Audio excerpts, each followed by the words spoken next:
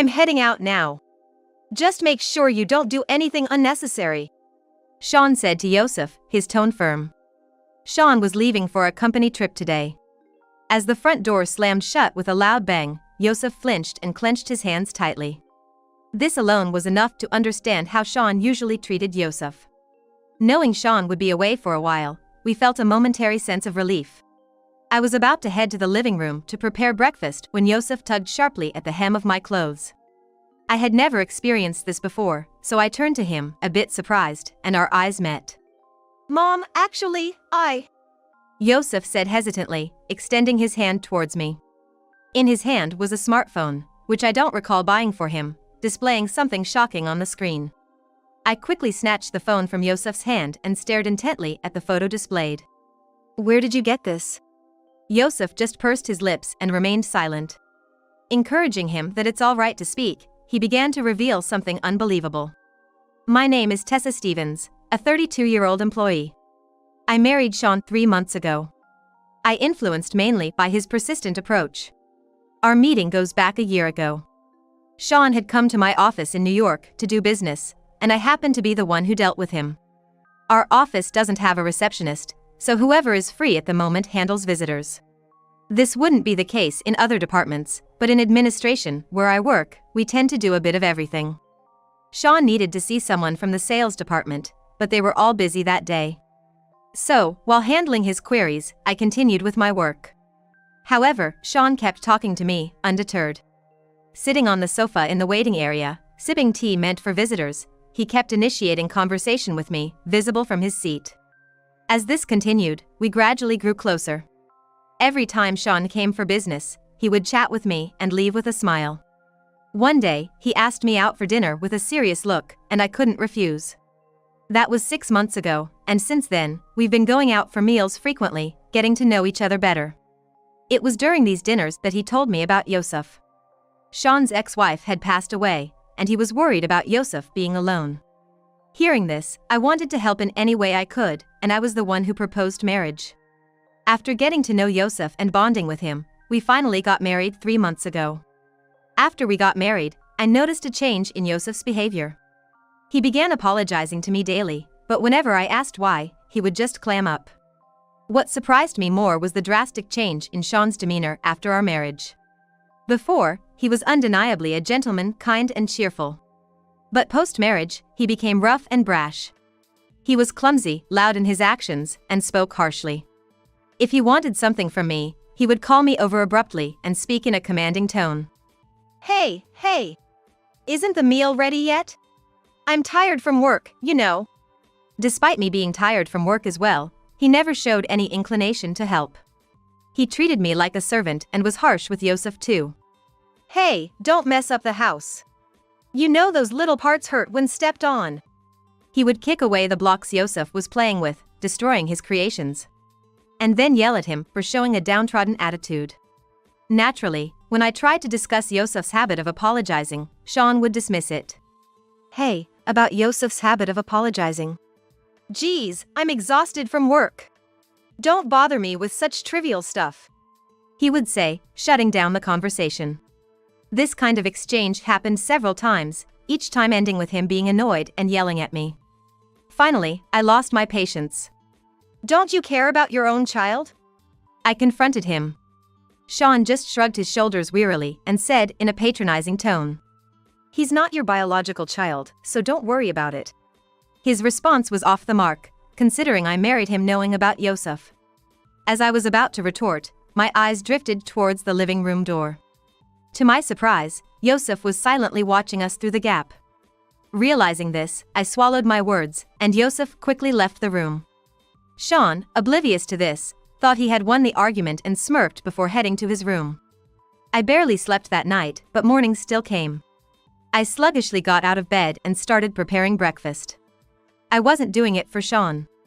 He didn't even eat breakfast, preferring to skip it stubbornly. I made breakfast for Yosef, and my own meal was just an afterthought. Yet, Sean would always complain when he saw me preparing it. Are you really gonna feed him something so greasy this early? It'll cause heartburn, stop it. Sean complained with a disgusted look as he watched me frying small pieces of potatoes. I was about to continue our conversation from the previous day when Yosef appeared in the living room, just as Sean was leaving. As soon as Sean was out of sight, Yosef looked up at me and apologized. "Mom, I'm sorry," he muttered sadly. I turned off the gas and met his eyes, determined to understand the reason behind his apologies today. I thought today was the day to firmly understand the meaning behind Yosef's apologies. You don't have to apologize for anything. Hey, why do you always say sorry? You haven't done anything wrong, right? I asked him, looking puzzled, but Yosef just shook his head repeatedly without saying a word. Then Sean came back into the living room, and Yosef quickly started helping with the breakfast preparation.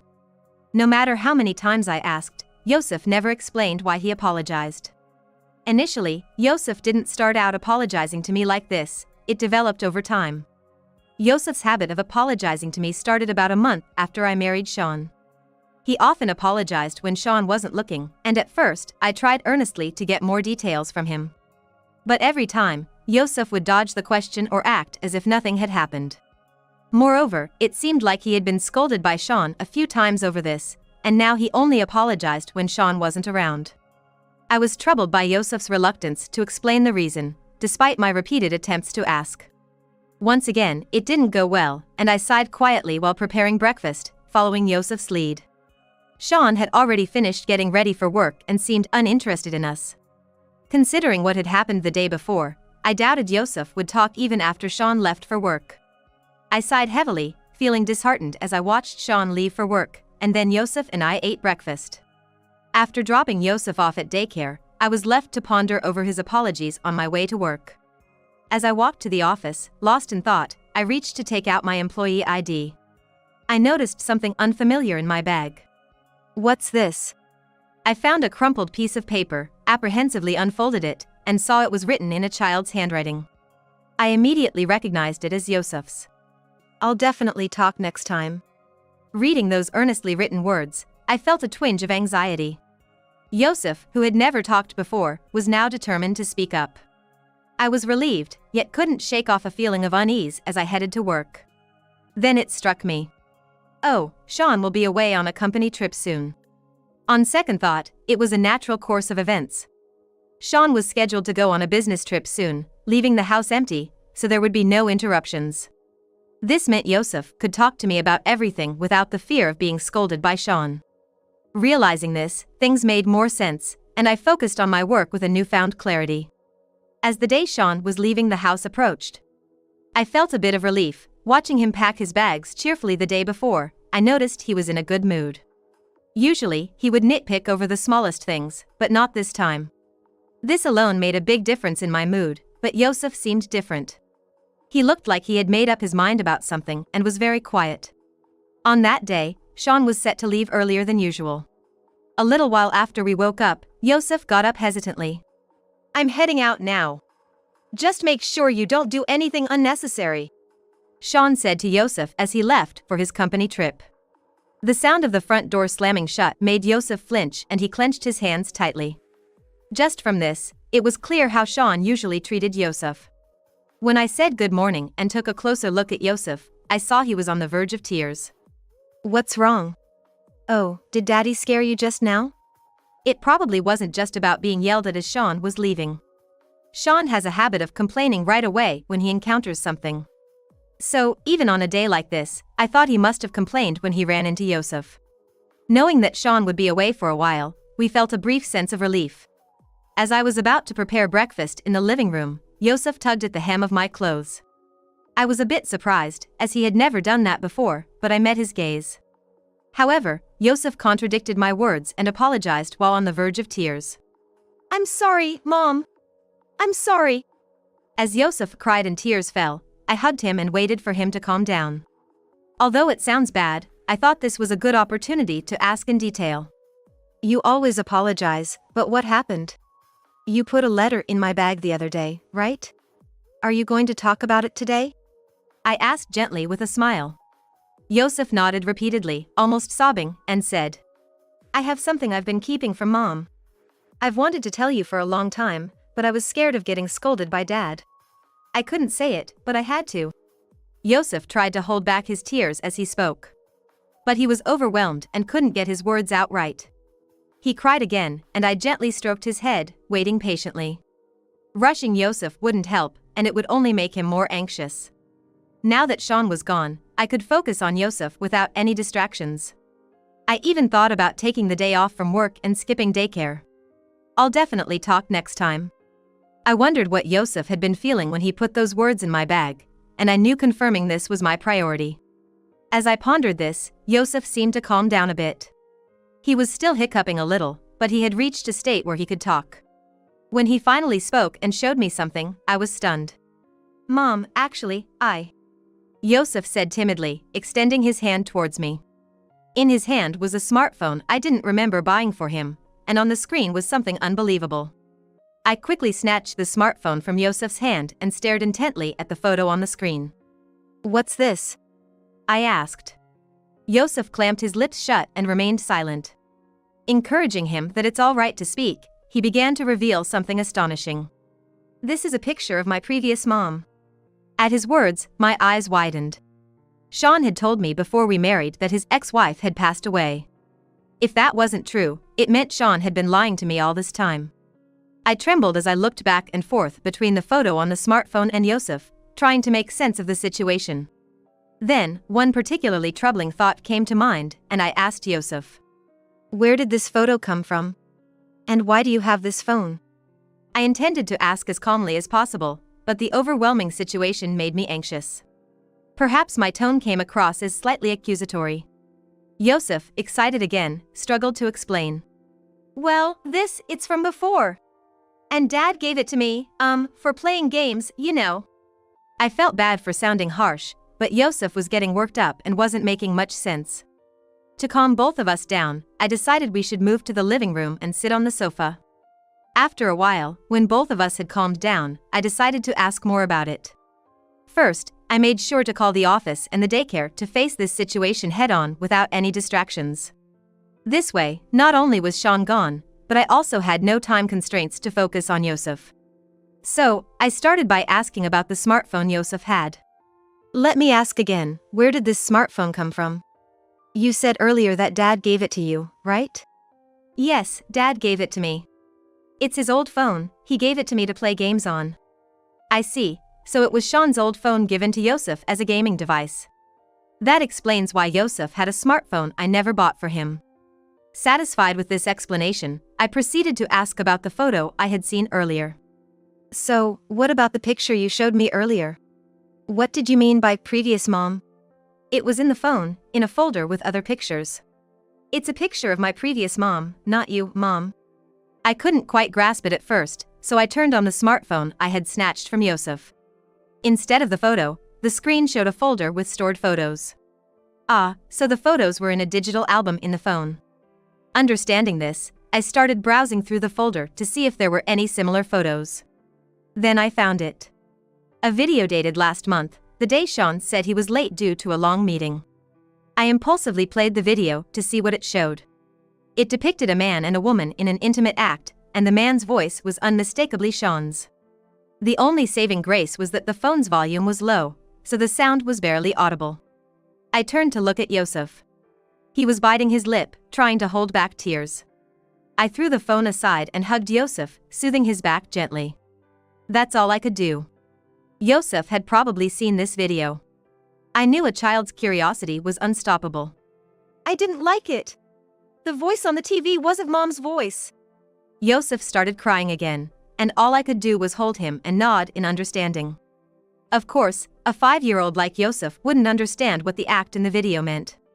But he knew the voice was his father's, and the woman's voice wasn't mine. That must have saddened him. When I asked Dad about it, he got really, really angry and told me not to tell Mom. The smartphone belonged to Sean. So Yosef must have asked Sean about the video and photos. Maybe he innocently asked who the person in the video was. Naturally, Sean would have been furious, scolding Yosef and warning him not to tell me. Because of this, Yosef realized he had seen something he shouldn't have.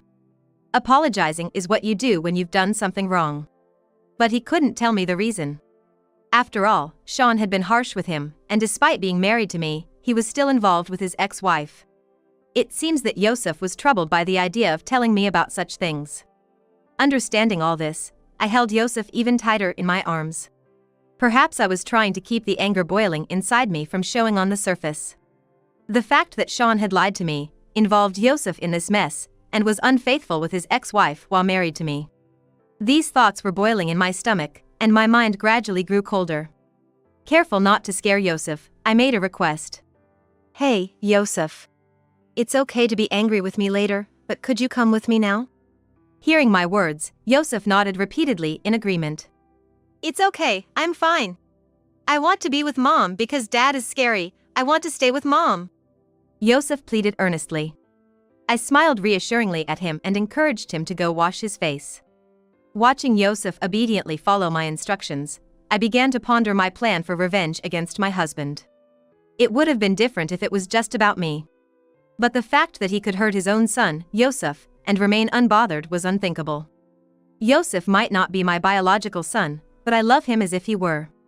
He used to smile so much when we first met, but since the marriage, his smiles have been rare. It's heartbreaking to know that he blames himself for the troubles caused by his father's infidelity. I pondered what would be the best course of action moving forward. Perhaps making my husband fully atone for his actions would be best, but what preparations would be necessary for that? And is there anyone I can truly rely on? As I thought about it, I remembered someone. However, I immediately dismissed the idea. If they were blood relatives, there might be a chance, but with in-laws, it's uncertain whose side they would take. What if they sided with my husband and harmed Yosef? Perhaps I could manage on my own. I was initially set on solving this alone, but I realized it was better to seek help. With that in mind, I quickly reached for my phone to make a call. I became restless as the call went unanswered. Meanwhile, Yosef returned from the washroom, looking curiously at me. I gestured for him to be quiet, placing my index finger in front of my lips. And silently mouthed a shoo, finally getting a response on the phone.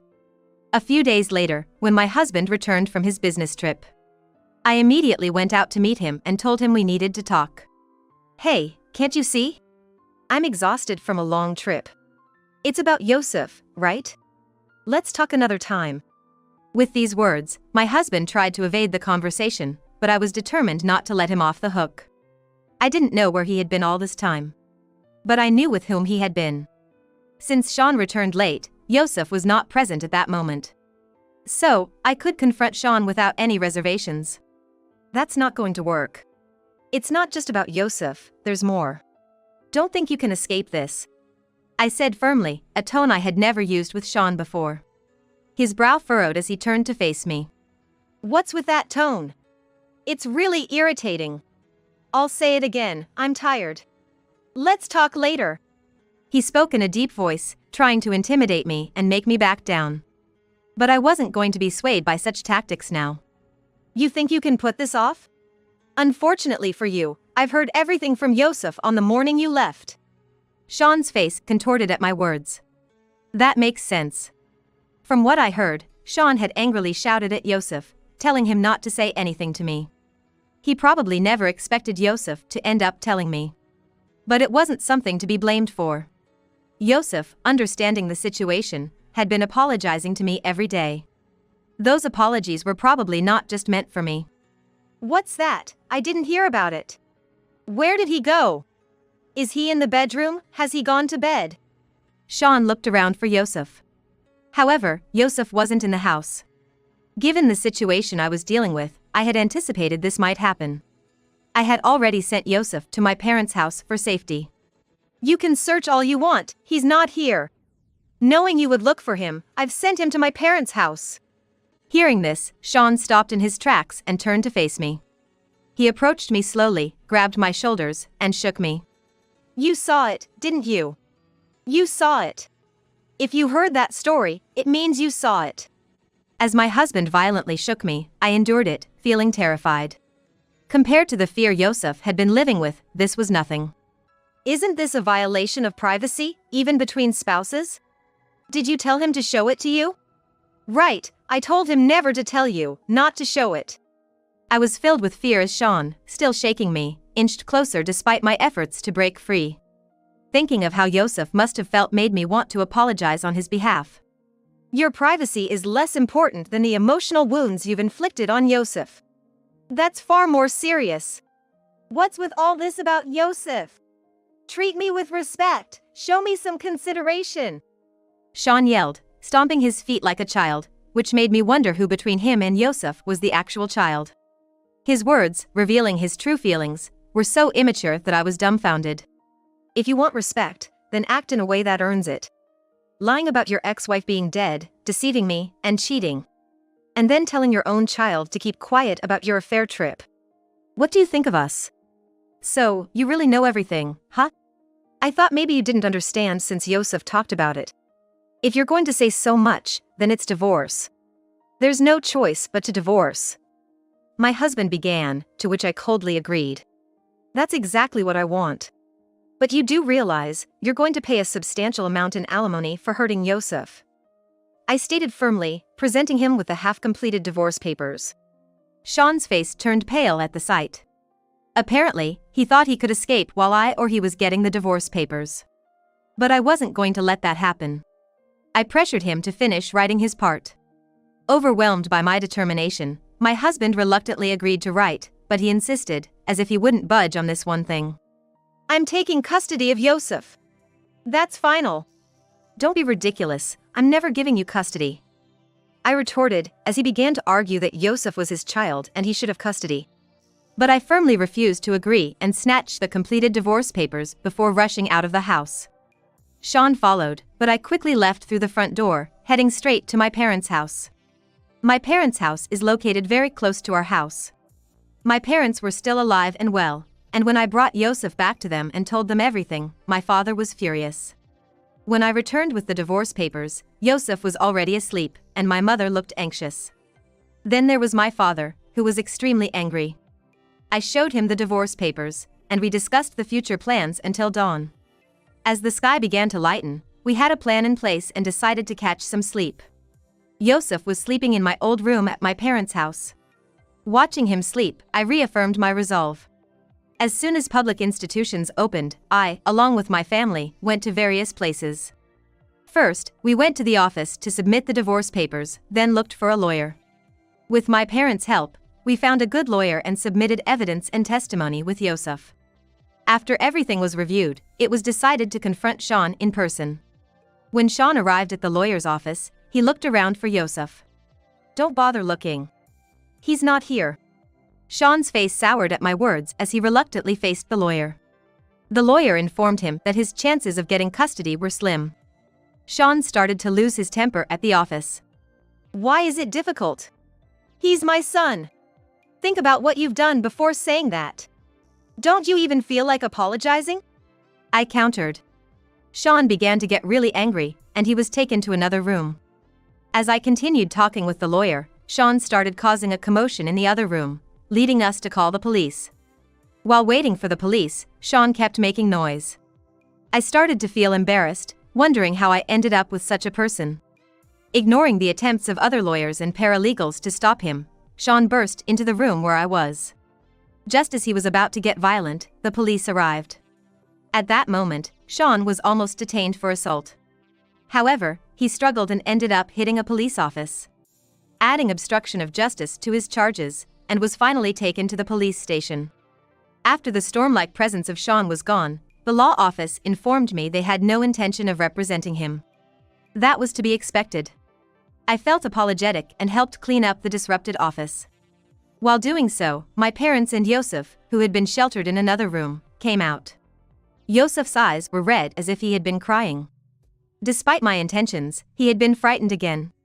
However, he joined us in tidying up, his eyes still red. Praised by my parents and others, Yosef's smile returned. For the first time, I felt like I saw a genuine smile from him. Sean was eventually released from police custody, but of course, he lost the custody of Yosef. The in-laws came to pick him up, but they were cold towards him after hearing everything from me. Additionally, Sean faced the burden of paying alimony and a hefty fine. I had sent a certified letter to Sean's company about the incident, resulting in his dismissal. Now, even though he was released and wanted to work, the company had turned its back on him. Furthermore, it seemed he was disowned by his in-laws and couldn't afford the mortgage on his house. Sean needs money to pay the alimony, bail, and his house mortgage, but he doesn't have a steady job. In this state of misfortune, one wonders what he plans to do next. Although Sean received financial punishment, I wasn't ready to forgive him just yet. I obtained a restraining order from the lawyer, keeping Yosef safe from the threat of Sean. It seems that Sean was furious when he found out, but apparently, he didn't want to get in trouble with the police again and seemed to have given up. He quietly returned to his usual day labor jobs, working to repay everything that had fallen upon him. The lawyer informed me of this. Honestly, I didn't care much, but knowing what he was doing gave me a sense of security. Finally free from Sean's oppression, we felt a sense of relief. However, there was still a lingering issue. Sean's ex-wife, whom he claimed had passed away. The lawyer's investigation revealed she had separated from Sean before he approached me. The cause of their separation was reportedly the ex-wife's extravagant spending habits. However, it seems that once they were apart, Sean, as a husband, didn't seem to be bothered by that anymore. Still, this doesn't justify him being unfaithful while married to me. My main priority had always been Yosef over a relationship that had long lost its warmth. I had considered taking action against the ex-wife, but I didn't want to expose Yosef to more conflict. To me, Yosef was like my own son, blood-related or not. I'd rather think of him as my adopted child than anything to do with Sean and his family. With the divorce finalized, Yosef was now truly free. Even though he still had a habit of apologizing, he was gradually starting to smile more. Going forward, with the help of my parents, I planned to enjoy a happy life with just Yosef and me, believing that his habit of apologizing would eventually fade away.